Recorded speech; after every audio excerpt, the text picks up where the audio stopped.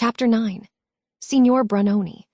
Soon after the events of which I gave an account in my last paper, I was summoned home by my father's illness, and for a time I forgot, in anxiety about him, to wonder how my dear friends at Cranford were getting on, or how Lady Glenmire could reconcile herself to the dullness of the long visit which she was still paying to her sister-in-law, Mrs. Jamieson. When my father grew a little stronger, I accompanied him to the seaside, so that altogether I seemed banished from Cranford, and was deprived of the opportunity of hearing any chance intelligence of the dear little town for the greater part of that year. Late in November, when we had returned home again, and my father was once more in good health, I received a letter from Miss Matty, and a very mysterious letter it was. She began many sentences without ending them, running them one into another, in much the same confused sort of way in which written words run together on blotting paper. All I could make out was that, if my father was better, which she hoped he was, and would take warning and wear a greatcoat from Michaelmas to Lady Day, if turbans were in fashion, could I tell her. Such a piece of gaiety was going to happen as had not been seen or known of since Wombwell's lions came, when one of them ate a little child's arm, and she was, perhaps, too old to care about dress, but a new cap she must have. And having heard that turbans were worn, and some of the county families likely to come, she would like to look tidy, if I would bring her a cap from the milliner I employed. And oh, dear, how careless of her to forget that she wrote to beg I would come and pay her a visit next Tuesday, when she hoped to have something to offer me in the way of amusement, which she would not now more particularly describe. Only sea green was her favorite color. So she ended her letter, but in a P.S. she added, she thought she might as well tell me what was the peculiar attraction to Cranford just now. Signor Brunoni was going to exhibit his wonderful magic in the Cranford Assembly Rooms on Wednesday and Friday evening in the following week. I was very glad to accept the invitation from my dear Miss Matty, independently of the conjurer, and most particularly anxious to prevent her from disfiguring her small, gentle, mousy face with a great Saracen's head turban. And accordingly, I bought her a pretty, neat, middle-aged cap, which, however, was rather a disappointment to her, when, on my arrival, she followed me into my bedroom, ostensibly to poke the fire, but in reality, I do believe, to see if the sea-green turban was not inside the cap-box with which I had traveled. It was in vain that I twirled the cap round on my hand to exhibit back and side fronts. Her heart had been set upon a turban, and all she could do was to say, with resignation in her look and voice, "I am sure you did your best, my dear. It is just like the caps all the ladies in Cranford are wearing, and they have had theirs for a year, I dare say. I should have liked something newer, I confess, something more like the turbans Miss Betty Barker tells me Queen Adelaide wears.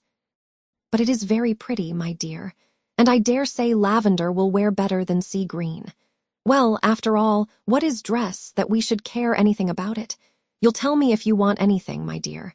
Here is the bell. I suppose turbans have not got down to Drumble yet."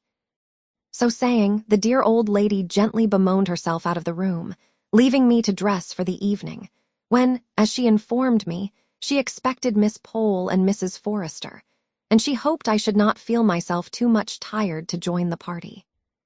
Of course I should not, and I made some haste to unpack and arrange my dress, but, with all my speed, I heard the arrivals and the buzz of conversation in the next room before I was ready. Just as I opened the door, I caught the words, "I was foolish to expect anything very genteel out of the Drumble shops. Poor girl. She did her best, I've no doubt. But for all that, I had rather that she blamed Drumble and me than disfigured herself with a turban." Miss Pole was always the person, in the trio of Cranford ladies now assembled, to have had adventures. She was in the habit of spending the morning in rambling from shop to shop, not to purchase anything, except an occasional reel of cotton or a piece of tape, but to see the new articles and report upon them, and to collect all the stray pieces of intelligence in the town. She had a way, too, of demurely popping hither and thither into all sorts of places to gratify her curiosity on any point, a way which, if she had not looked so very genteel and prim, might have been considered impertinent. And now, by the expressive way in which she cleared her throat, and waited for all minor subjects, such as caps and turbans, to be cleared off the course. We knew she had something very particular to relate. When the due pause came, and I defy any people possessed of common modesty to keep up a conversation long, where one among them sits up aloft in silence, looking down upon all the things they chance to say as trivial and contemptible compared to what they could disclose, if properly entreated. Miss Pole began. As I was stepping out of Gordon's shop today, I chanced to go into the George. My Betty has a second cousin who is chambermaid there, and I thought Betty would like to hear how she was. And not seeing anyone about, I strolled up the staircase and found myself in the passage leading to the assembly room. You and I remember the assembly room, I am sure, Miss Mattie. And the minuets de la cour. So I went on, not thinking of what I was about, when all at once I perceived that I was in the middle of the preparations for tomorrow night, the room being divided with great clothesmaids, over which Crosby's men were tacking red flannel. Very dark and odd it seemed. It quite bewildered me, and I was going on behind the screens, in my absence of mind, when a gentleman, quite the gentleman, I can assure you, stepped forwards and asked if I had any business he could arrange for me. He spoke such pretty broken English, I could not help thinking of Thaddeus of Warsaw and the Hungarian brothers and Santo Sebastiani, and while I was busy picturing his past life to myself, he had bowed me out of the room. But wait a minute, you have not heard half my story yet. I was going downstairs, when who should I meet but Betty's second cousin. So, of course, I stopped to speak to her for Betty's sake. And she told me that I had really seen the conjurer. The gentleman who spoke broken English was Signor Brunoni himself. Just at this moment he passed us on the stairs, making such a graceful bow. In reply to which I dropped a curtsy. All foreigners have such polite manners, one catches something of it. But when he had gone downstairs, I bethought me that I had dropped my glove in the assembly room. It was safe in my muff all the time, but I never found it till afterwards. So I went back, and just as I was creeping up the passage left on one side of the great screen that goes nearly across the room, who should I see but the very same gentleman that had met me before, and passed me on the stairs. Coming now forwards from the inner part of the room, to which there is no entrance, you remember, Miss Mattie, and just repeating in his pretty broken English. The inquiry if I had any business there, I don't mean that he put it quite so bluntly, but he seemed very determined that I should not pass the screen. So, of course, I explained about my glove, which, curiously enough, I found at that very moment. Miss Pole, then, had seen the conjurer, the real, live conjurer. And numerous were the questions we all asked her. Had he a beard? Was he young or old? Fair or dark? Did he look? Unable to shape my question prudently, I put it in another form. How did he look? In short, Miss Pole was the heroine of the evening, owing to her morning's encounter. If she was not the rose, that is to say the conjurer, she had been near it. Conjuration, sleight of hand, magic, witchcraft were the subjects of the evening. Miss Pole was slightly skeptical, and inclined to think there might be a scientific solution found for even the proceedings of the Witch of Endor. Mrs. Forrester believed everything, from ghosts to death watches. Miss Mattie ranged between the two, always convinced by the last speaker. I think she was naturally more inclined to Mrs. Forrester's side, but a desire of proving herself a worthy sister to Miss Jenkins kept her equally balanced. Miss Jenkins, who would never allow a servant to call the little rolls of tallow that formed themselves round candles winding sheets, but insisted on their being spoken of as roly-polies, a sister of hers to be superstitious. It would never do. After tea, I was dispatched downstairs into the dining parlor for that volume of the old encyclopedia which contained the nouns beginning with C, in order that Miss Pole might prime herself with scientific explanations for the tricks of the following evening. It spoilt the pool at preference which Miss Mattie and Mrs. Forrester had been looking forward to, for Miss Pole became so much absorbed in her subject, and the plates by which it was illustrated, that we felt it would be cruel to disturb her otherwise than by one or two well-timed yawns, which I threw in now and then, for I was really touched by the meek way in which the two ladies were bearing their disappointment. But Miss Pole only read the more zealously, imparting to us no more information than this. Ah, I see. I comprehend perfectly. A represents the ball. Put A between B and D. No. Between C and F, and turn the second joint of the third finger of your left hand over the wrist of your right H, very clear indeed. My dear Mrs. Forrester, conjuring and witchcraft is a mere affair of the alphabet. Do let me read you this one passage. Mrs. Forrester implored Miss Pole to spare her, saying, from a child upwards, she never could understand being read aloud to. And I dropped the pack of cards, which I had been shuffling very audibly, and by this discreet movement I obliged Miss Pole to perceive that preference was to have been the order of the evening, and to propose, rather unwillingly, that the pool should commence. The pleasant brightness that stole over the other two ladies' faces on this. Miss Mattie had one or two twinges of self-reproach for having interrupted Miss Pole in her studies, and did not remember her cards well, or give her full attention to the game, until she had soothed her conscience by offering to lend the volume of the encyclopedia to Miss Pole, who accepted it thankfully, and said Betty should take it home when she came with the lantern. The next evening we were all in a little gentle flutter at the idea of the gaiety before us. Miss Mattie went up to dress betimes, and hurried me until I was ready, when we found we had an hour and a half to wait before the doors opened at 7 precisely, and we had only 20 yards to go. However, as Miss Mattie said, it would not do to get too much absorbed in anything and forget the time, so she thought we had better sit quietly, without lighting the candles, till 5 minutes to 7. So Miss Mattie dozed, and I knitted. At length we set off, and at the door under the carriageway at the George, we met Mrs. Forrester and Miss Pole. The latter was discussing the subject of the evening with more vehemence than ever, and throwing X's and B's at our heads like hailstones. She had even copied one or two of the receipts, as she called them, for the different tricks, on backs of letters, ready to explain and to detect Signor Brunoni's arts. We went into the cloakroom adjoining the assembly room. Miss Mattie gave a sigh or two to her departed youth, and the remembrance of the last time she had been there, as she adjusted her pretty new cap before the strange, quaint old mirror in the cloakroom.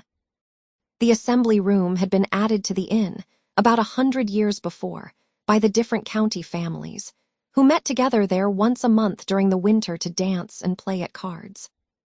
Many a county beauty had first swung through the minuet that she afterwards danced before Queen Charlotte in this very room. It was said that one of the Gunnings had graced the apartment with her beauty. It was certain that a rich and beautiful widow, Lady Williams, had here been smitten with the noble figure of a young artist, who was staying with some family in the neighborhood for professional purposes, and accompanied his patrons to the Cranford assembly. And a pretty bargain poor Lady Williams had of her handsome husband, if all tales were true. Now, no beauty blushed and dimpled along the sides of the Cranford assembly room.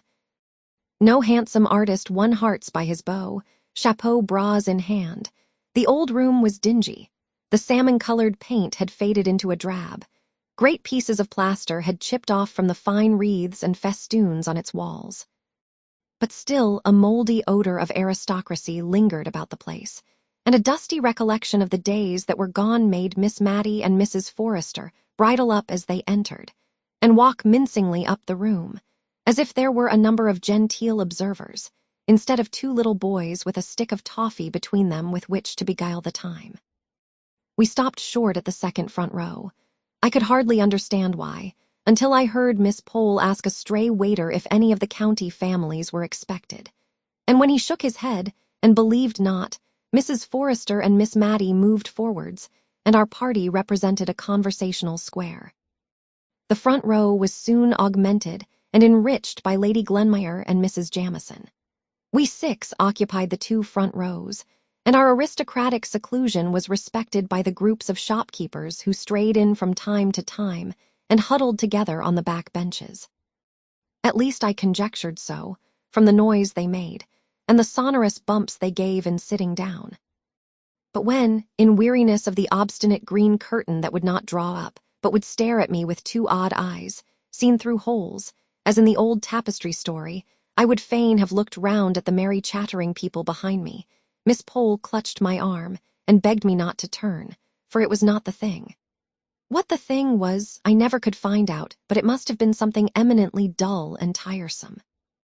However, we all sat eyes right, square front, gazing at the tantalizing curtain, and hardly speaking intelligibly.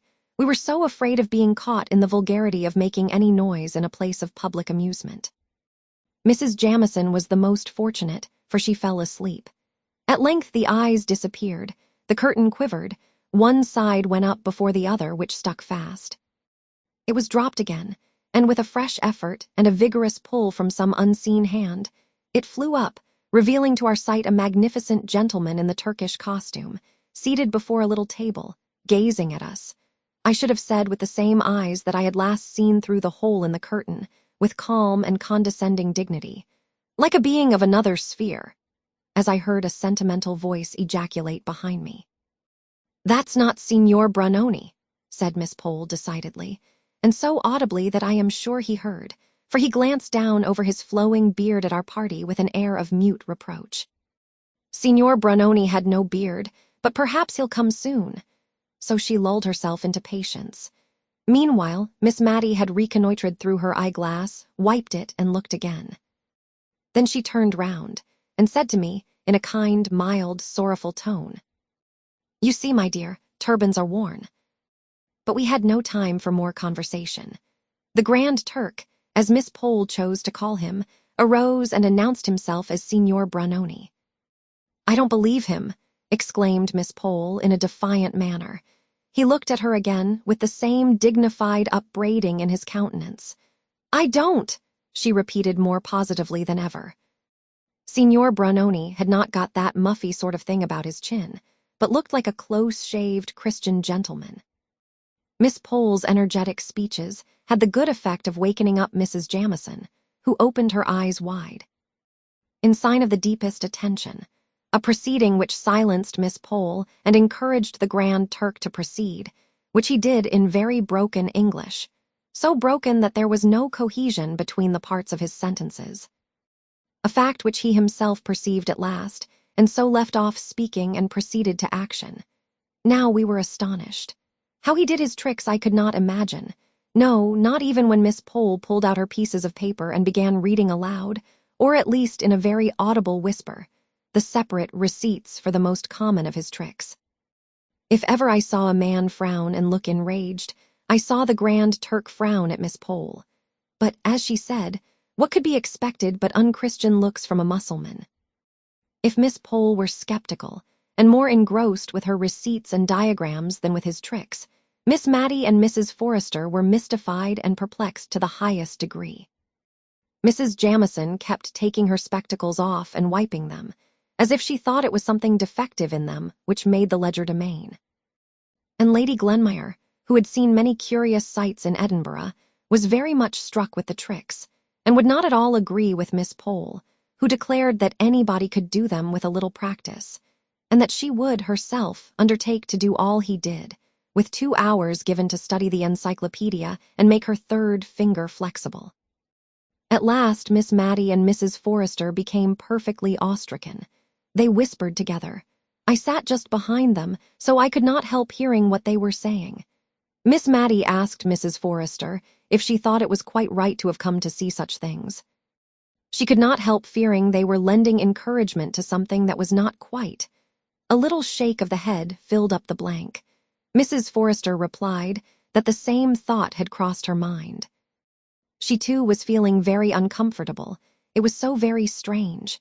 She was quite certain that it was her pocket handkerchief which was in that loaf just now, and it had been in her own hand not 5 minutes before. She wondered who had furnished the bread. She was sure it could not be Dakin, because he was the churchwarden. Suddenly, Miss Mattie half turned towards me. "Will you look, my dear? You are a stranger in the town, and it won't give rise to unpleasant reports. Will you just look round and see if the rector is here? If he is, I think we may conclude that this wonderful man is sanctioned by the church, and that will be a great relief to my mind." I looked, and I saw the tall, thin, dry, dusty rector, sitting surrounded by national schoolboys, guarded by troops of his own sex from any approach of the many Cranford spinsters.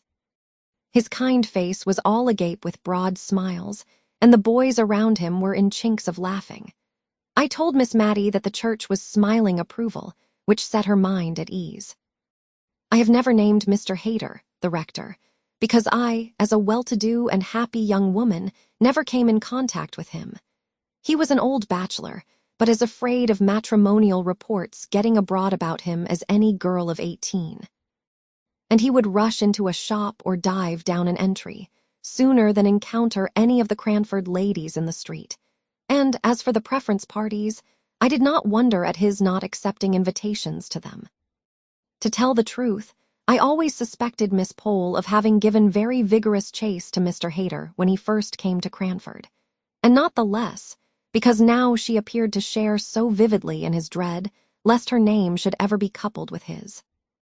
He found all his interests among the poor and helpless. He had treated the national school boys this very night to the performance, and virtue was for once its own reward, for they guarded him right and left, and clung round him as if he had been the queen bee and they the swarm. He felt so safe in their environment that he could even afford to give our party a bow as we filed out. Miss Pole ignored his presence and pretended to be absorbed in convincing us that we had been cheated and had not seen Signor Brunoni after all.